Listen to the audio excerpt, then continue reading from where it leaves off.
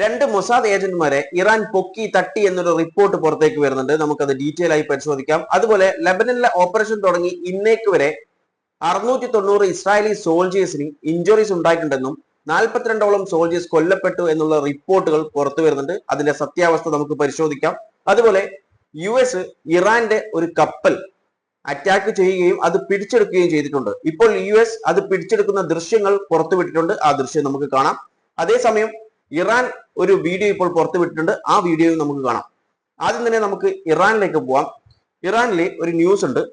അതായത് Iran says it executed 2 men convicted of planning attack on behalf of Israel. ഇസ്രായേലിന് വേണ്ടിയിട്ട് attack ചെയ്യാൻ വേണ്ടി പ്ലാൻ ചെയ്ത രണ്ടുപേരെ പൊക്കിയിട്ട് തട്ടിയിട്ടുണ്ട് എന്നുള്ള റിപ്പോർട്ടാണ് വന്നിട്ടുള്ളത്. Iran has expressed 2 men convicted of cooperating with Israel's Mossad intelligence agency and plotting attack inside the country. കൺട്രിന്റെ ഉള്ളിൽ തന്നെ ഒരു അറ്റാക്ക് പ്ലാൻ ചെയ്തിട്ടുള്ള മൊസാദ്, അതായത് ഇസ്രായേലിന്റെ മൊസാദ് ഇന്റലിജൻസ് സർവീസുമായിട്ട് കോപ്പറേറ്റ് ചെയ്യുന്ന രണ്ടുപേരെയാണ് എക്സിക്യൂട്ട് ചെയ്തിട്ടുള്ളത്, തട്ടിയിട്ടുള്ളത്. ഇത് പുറത്തുവിട്ടിട്ടുള്ളത് ഇപ്പോൾ ന്യൂസ് റിപ്പോർട്ടിംഗ് ആയിട്ടുള്ള മിസാൻ ആണ്. മിസാൻ റിപ്പോർട്ട് ചെയ്തിട്ടുള്ളതാണ്. അക്കോർഡിംഗ് ടു മിർസാൻ, 2 ഇൻഡിവിജ്വൽസിനെയാണ് പൊക്കിയിട്ടുള്ളത്, തട്ടിയിട്ടുള്ളത്. അത് ഐഡന്റിഫൈ ചെയ്തിട്ടുള്ളത് മുഹമ്മദ് ഷാഹി എന്ന് പറയുന്ന ഒരാളും അതുപോലെ രണ്ടാമത്തേത് ഹാമിദ് വാലിദി എന്ന് പറയുന്ന രണ്ടുപേരെയാണ് ഈ മൊസാദുമായിട്ട് ലിങ്ക് ഉണ്ട് എന്ന് പറഞ്ഞിട്ട് അവരുമായിട്ട് കോപ്പറേറ്റ് ചെയ്യുന്നുണ്ട് എന്ന് പറഞ്ഞിട്ട് തൂക്കി തീർത്തിട്ടുള്ളത്. ഇറാൻ പറയുന്നത് ദേ റിസീവ് ട്രെയിനിങ് ഫ്രം അബ്രോഡിൽ നോക്കി ഇവർക്ക് ട്രെയിനിങ് ലഭിച്ചിട്ടുണ്ട്, ഇൻക്ലൂഡിങ് ഇറാഖിന്റെ കുർദിഷ് റീജിയനിൽ നോക്കി ഇവർക്ക് ട്രെയിനിങ് ലഭിച്ചിട്ടുണ്ട് എന്നാണ് പറഞ്ഞത്. ഇറാൻ പറയുന്നത് രാജ്യത്ത് നിന്നിട്ട് ഇസ്രായേലിന് വേണ്ടിയിട്ട് ഇറാന്റെ ഉള്ളിൽ ഒരു അറ്റാക്കിങ് പ്ലാൻ ചെയ്ത ആളുകളാണെന്നാണ് ഇറാൻ പറഞ്ഞത്. അതിനാണ് അവരെ വധിച്ചിട്ടുള്ളത്. ഇനി US ഇറാന്റെ ഒരു കപ്പൽ അടിച്ചു പൊളിച്ചിട്ട് തൂക്കിയിട്ടുണ്ട്. അതായത് ഇപ്പോൾ US കസ്റ്റഡിയിലാണെന്നാണ് പറഞ്ഞിട്ടുള്ളത്. അതിന്റെ ഡീറ്റെയിൽ വീഡിയോ ഞാൻ ഓൾറെഡി ചെയ്തതാണ്. അതിന്റെ ലിങ്ക് ഞാൻ ഡിസ്ക്രിപ്ഷൻ ബോക്സിൽ ആഡ് ചെയ്യാം. ഓക്കെ, ഇപ്പോൾ US പുറത്തു വിട്ടിട്ടുണ്ട് അത് ക്യാപ്ചർ ചെയ്യുന്ന ഒരു വീഡിയോ ഫുട്ടേജ്.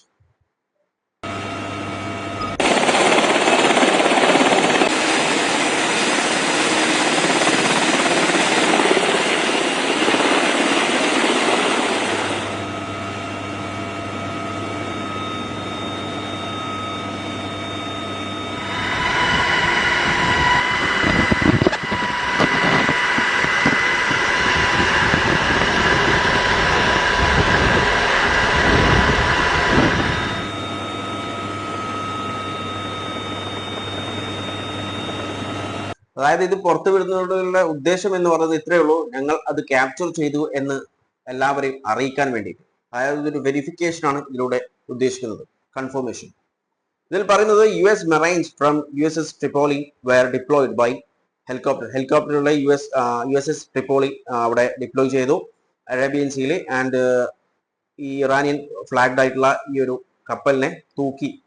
അതായത് ഏകദേശം 6 മണിക്കൂറുള്ള ഒരു സ്റ്റാൻഡ് ഓഫ് ഉണ്ടായിരുന്നു. 6 മണിക്കൂറോളം അവിടെ നിന്നിട്ട് ഒരു ഇതുണ്ടായിരുന്നു എന്നാണ് പറഞ്ഞത്. അതായത് സ്റ്റാൻഡ് ഓഫ് ഉണ്ടായിരുന്നു, മീൻസ് അത് നേരത്തെ പറഞ്ഞിട്ടുണ്ടായിരുന്നു. 6 മണിക്കൂറോളം നിന്നിട്ടാണ് ഈ ഒരു കപ്പൽ നേരെ ആക്രമിച്ചതും അത് പിടിച്ചെടുത്തതും എന്ന് പറഞ്ഞിട്ടുണ്ടായിരുന്നു. ഇനി നമുക്ക് ഇറാൻ പുറത്തുവിട്ടിട്ടുള്ള ഒരു വിഷ്വൽ കാണാം. ഇറാൻ പുറത്തുവിട്ടപ്പോൾ അതിൽ ഒരു ക്യാപ്ഷൻ വെച്ചിട്ടുള്ള കാര്യം എന്ന് പറയുന്നത് it's just A drop in the ocean. അതായത് അവരുടെ ആയുധങ്ങൾ എത്രയാണോ ഉള്ളത്, ഒരു കടലോളം ഉണ്ടെങ്കിൽ അതിലൊരു തുള്ളി മാത്രമാണ് ഇപ്പോൾ കാണിച്ചു തരുന്നത് എന്ന് പറഞ്ഞിട്ടാണ് ഒരു വീഡിയോ പുറത്തുവിട്ടിട്ടുള്ളത്. അതൊന്ന് കാണാം.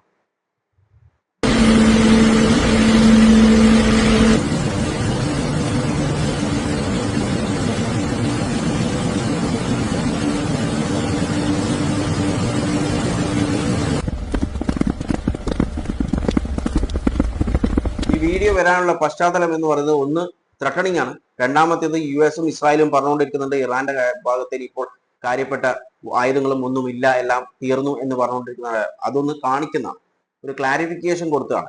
അതുപോലെ ലേറ്റസ്റ്റ് ആയിട്ട് ഒരു ന്യൂസ് പുറത്തേക്ക് വന്നിട്ടുണ്ട്. അതായത് no plan for second round of negotiation with US for now says Iran's foreign minister spokesperson. അതായത് ഇറാന്റെ ഫോറിൻ മിനിസ്ട്രിയിലെ സ്പോക്ക് പേഴ്സൺ പറഞ്ഞ ഒരു കാര്യം എന്ന് പറയുന്നത് ഇപ്പോൾ ലേറ്റസ്റ്റ് ആയിട്ട് വന്നാണ്.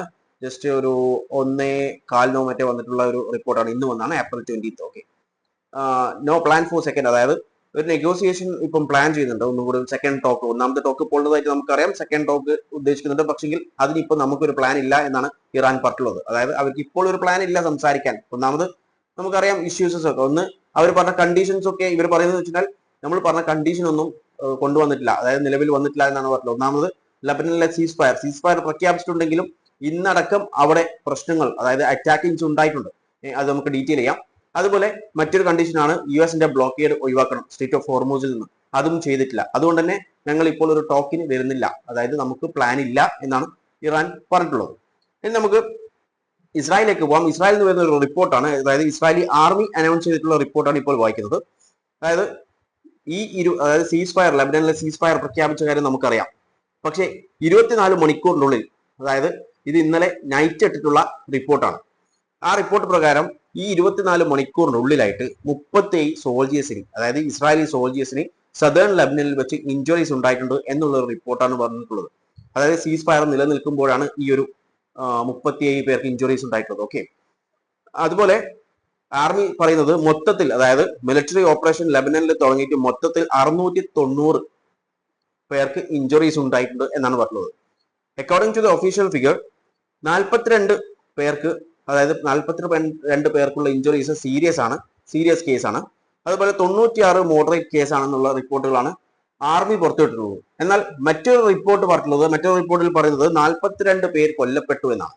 അതായത് ഇസ്രായേലി ആർമി 42 പേർ കൊല്ലപ്പെട്ടു എന്നും 96 പേർക്ക് സീരിയസ് ഇഞ്ചുറീസ് ഉണ്ടെന്നാണ്.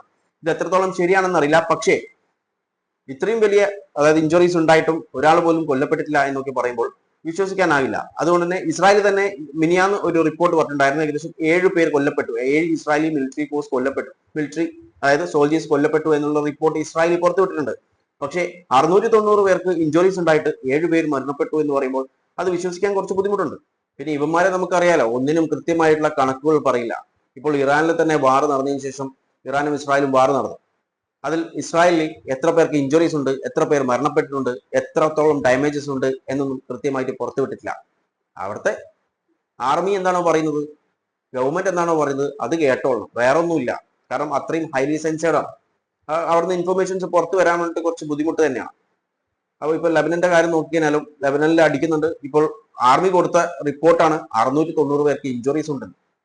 അപ്പോൾ എത്ര പേർ കൊല്ലപ്പെട്ടിട്ടുണ്ടെന്നും എത്ര പേർക്ക് യഥാർത്ഥത്തിൽ ഇഞ്ചുറീസ് ഉണ്ടായിട്ടുണ്ടെന്നും നമുക്ക് ഊഹിക്കാവുന്നേ ഉള്ളൂ. കാരണം എത്ര ഉണ്ടായിട്ടുണ്ടോ അതിന്റെ ചെറിയൊരു പെർസെന്റേജ് മാത്രമേ ഇവർ പുറത്തു വിടുകയുള്ളൂ. അതാണ് ഇസ്രായേലിന്റെ ചരിത്രം. ഇനി ലബനനിലേക്ക് നോക്കിക്കഴിഞ്ഞാൽ ലബനനിൽ ഇപ്പോൾ സീസ് ഫയർ ആണ്. പക്ഷെ സ്റ്റിൽ ഇപ്പോഴും അവിടെ പ്രശ്നങ്ങൾ നടന്നുകൊണ്ടിരിക്കുന്നുണ്ട്, അറ്റാക്കിങ്സ് നടന്നുകൊണ്ടിരിക്കുന്നുണ്ട്. ഇപ്പോൾ ഇസ്രായേലി സദേൺ ലബനനിലേക്ക്, അതായത് സീസ് ഫയർ പ്രഖ്യാപിച്ചുകൊണ്ട് തന്നെ സദേൺ ലബനനിലേക്ക് വരുന്ന ആളുകളോട് പറഞ്ഞുള്ളത് ഇങ്ങോട്ടേക്ക് വരണ്ട എന്നാണ്. അതായത് സീസ് ഫയർ പ്രഖ്യാപിച്ചു എന്ന് വിചാരിച്ചിട്ട് ആരും ഇങ്ങോട്ടേക്ക് വരണ്ട. അതിനുള്ള റീസൺ എന്താണെന്ന് നമുക്കറിയാം, എല്ലാവർക്കും അറിയാം, ലോകത്തിൽ എല്ലാവർക്കും അറിയാം. പക്ഷെ അറിയാത്ത പോലെ എല്ലാവരും നിൽക്കുന്നു. അവരുടെ ഉദ്ദേശം എന്താണെന്ന് എല്ലാവർക്കും കൃത്യമായിട്ട് അറിയാം. സദേൺ ലബനൻ പിടിച്ചെടുക്കുക എന്നുള്ളതാണ് അവരുടെ ഉദ്ദേശം. അവിടെ സെറ്റിൽമെന്റ്സ് തുടങ്ങുക എന്നുള്ളതാണ് അവരുടെ ഉദ്ദേശം. നിങ്ങൾ ചിന്തിക്കണം, ഇപ്പോൾ കേരളത്തിൽ ഒരു കൂട്ടർ, ഏതെങ്കിലും ഒരു ആർമി വന്നിട്ട് അറ്റാക്ക് ചെയ്തപ്പോൾ കേരളത്തിലുള്ള നമ്മളൊക്കെ തമിഴ്നാട്ടിലേക്ക് പോയി നിന്നു എന്ന് വിചാരിക്കും. സീസ് ഫയർ പ്രഖ്യാപിച്ചുകൊണ്ട് നമ്മൾ തിരിച്ച് ഇങ്ങോട്ടേക്ക് തന്നെ വരുമ്പോൾ എവിടുന്നോ വന്ന ഒരു ആർമി പറയുകയാണ് ഇങ്ങോട്ടേക്ക് ആരും വരണ്ട. അപ്പോൾ ഉണ്ടാകുന്ന ആ ഒരു ഫീലിങ്സ്, കാരണം നമ്മളുടെ ലാൻഡിലേക്ക്, അതായത് നമ്മൾ ജനിച്ചു വളർന്ന ലാൻഡിലേക്ക് പോകുമ്പോൾ അങ്ങോട്ടേക്ക് വരണ്ട എന്ന് പറയുമ്പോൾ ഉണ്ടാകുന്ന ഒരു ഫീലിങ്സ് ഉണ്ട്. ആ ഫീലിങ്സ് ആണ് അവിടെ ആളുകൾ അനുഭവിക്കുന്നത്. ഈ ഇസ്രായേലിനെ ഇപ്പോൾ ലോകം സപ്പോർട്ട് ചെയ്യാത്തതും ഈ പലസ്തീനികളെയും അതുപോലെ ഇറാനികളെയും അതുപോലെ ലബനനിലെ ആളുകളെയും ഒക്കെ ഇപ്പോൾ ലോകം സപ്പോർട്ട് ചെയ്യാനുള്ള കാരണം ഇത്രയേ ഉള്ളൂ. പലരും മതം നോക്കിയിട്ട് സപ്പോർട്ട് ചെയ്യുന്നു എന്ന് പറയുന്നു. പക്ഷെങ്കിൽ കൂടുതൽ പേരും, ഒരു 70 മുതൽ 80% ആളുകളും മതം നോക്കിയിട്ടല്ല ഇവരെ ഒന്നും സപ്പോർട്ട് ചെയ്തത്. ഇവരെ സപ്പോർട്ട് ചെയ്യുന്നതിൽ കാരണം ഞാനിപ്പോൾ പറഞ്ഞതാണ്, ആ ഒരു ഫീലിങ്സ് ആണ്. കാരണം അത് മനുഷ്യത്വം ഉള്ള ആളുകൾക്ക് ആ കാര്യം പറഞ്ഞാൽ മനസ്സിലാവുകയുള്ളൂ. അപ്പോൾ ആ ഒരു കാര്യം കൊണ്ട് ഹ്യൂമാനിറ്റി ബേസിലാണ് ഇവരൊക്കെ ഇപ്പോൾ ആളുകൾ സപ്പോർട്ട് ചെയ്യുന്നതും ഇസ്രായേലിനെ സപ്പോർട്ട് ചെയ്യാത്തതും. ഇസ്രായേലിനെ മാത്രമല്ല US-നെയും. കാരണം ഇസ്രായേലിനെ സപ്പോർട്ട് ചെയ്യാൻ US ഉണ്ട്. അപ്പോൾ അതുകൊണ്ട് US-നെയും ആരും സപ്പോർട്ട് ചെയ്യുന്നില്ല. നമ്മളിവിടെ മനസ്സിലാക്കേണ്ട ഒരു കാര്യമുണ്ട്, ഇസ്രായേലും ലബനനും തമ്മിലുള്ള സീസ് ഫയർ പ്രഖ്യാപിച്ചിട്ടുള്ളത് ഏപ്രിൽ 16-ാം തീയതിയാണ്. ഇന്ന് 20-ാം തീയതിയായി, അതായത് ഏതാണ്ട് 4 ദിവസമായി. സ്റ്റിൽ ഇപ്പോഴും അവിടെ ആക്രമണങ്ങൾ നടന്നുകൊണ്ടിരിക്കുന്നുണ്ട്. ഇസ്രായേലിനോട് പറഞ്ഞത് ആ ലാൻഡ് വിട്ട്, ലെബനൻ വിട്ടിട്ട് പുറത്തേക്ക് പോകണമെന്നാണ് പറഞ്ഞത്. പക്ഷെ അവർ പോകുന്നില്ല. ഏതോ ഒരു രാജ്യത്ത്, ഒരു റൈറ്റും ഇല്ലാത്ത ഒരു രാജ്യത്തേക്ക് വന്നിട്ടാണ് അവർ ഈ ഒരു കാര്യങ്ങൾ ചെയ്യുന്നത്. അവിടെ തന്നെ ഞങ്ങൾ നിൽക്കുമെന്നാണ് പറഞ്ഞത്. ഒരു യെല്ലോ ഒരു ബഫർ സോൺ, അതായത് സെക്യൂരിറ്റി സോൺ ചെയ്തിട്ട് അവിടെ തന്നെ നിൽക്കും, അവിടെ തന്നെ താമസിക്കും എന്നാണ് ഇവർ പറഞ്ഞിട്ടുള്ളത്. എന്ത് റൈറ്റ് ആണ് അവർക്കുള്ളത് അങ്ങനെ വന്നിട്ട് നിൽക്കാൻ വേണ്ടി? ഏതോ ഒരു രാജ്യത്തേക്ക് കയറിയിട്ട് അവിടെ ആക്രമിച്ച് ഞങ്ങൾ ഇവിടെ തന്നെ നിൽക്കും, ഞങ്ങൾ പോവില്ല എന്ന് പറഞ്ഞ് സീസ് ഫയർ. എന്ത് സീസ് ഫയർ ആണത്? കാരണം നമ്മുടെ രാജ്യത്ത് ഒരാൾ വന്നിട്ട് ഏതെങ്കിലും ഒരു മിലിറ്ററി നിൽക്കുമ്പോൾ നമ്മൾ വെറുതെ ഇരിക്കുമോ? ഇല്ല. ഹിസ്ബുള്ള തിരിച്ചടിച്ചു, അതുപോലെ തന്നെ തിരിച്ച് IDF അടിക്കുന്നുണ്ട്. അങ്ങനെ അവിടെ ഇപ്പോഴും സ്റ്റിൽ അറ്റാക്കിങ് നടന്നുകൊണ്ടിരിക്കുന്നുണ്ട്. അതാണ് ഇസ്രായേലിന്റെ സീസ് ഫയറിന്റെ ഒക്കെ കാര്യങ്ങൾ.